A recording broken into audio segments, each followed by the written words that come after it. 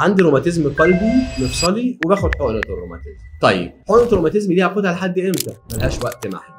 طب الطريقه اللي هاخدها بيها هنقولها دلوقتي. طب بتقف ازاي؟ هنقولها برضه. الطريقه اللي بناخدها بيها بعد تحاليلنا، في عيان بياخدها كل شهر، في عيان بياخدها كل 3 اسابيع، في عيان بياخدها كل 15 يوم، وفي عيان بياخدها كل اسبوع. ملهاش قاعده يا جماعه، كل ده على حسب التحاليل وعلى حسب الاعراض. تمام. طيب انا برتاح وارتحت على الحقنه والالام خفت كلها، الام عضلاتي، الام عظمي خفت، والخفقان اللي كان في قلبي. طيب نوقف الحقنه بقى كده خلاص احنا وصلنا للي احنا عايزينه؟ لا، في طريقه مثاليه لتوقيف الحقنه انا معتمدها وبمشي بيها. بندي 4 حقن ونعمل تحليل، يطلع التحليل سلبي، كده معناها العيان اتحسن تماما. مش هوقف الحقنه دلوقتي، هروح مديله 4 حقن تاني ويعمل تحاليل، هيطلع برضه التحليل سلبي، يعني العيان خف تماما. لسه عايزين نوصل لتماما تماما، هندي 4 حقن تاني ونعمل تحليل، لقينا التحاليل سلبيه، يبقى 3 تحاليل سلبيه ورا بعض، كده نقدر نوقف حقنه الروماتيزم واحنا مطمنين. والف سلامه على حضرتك.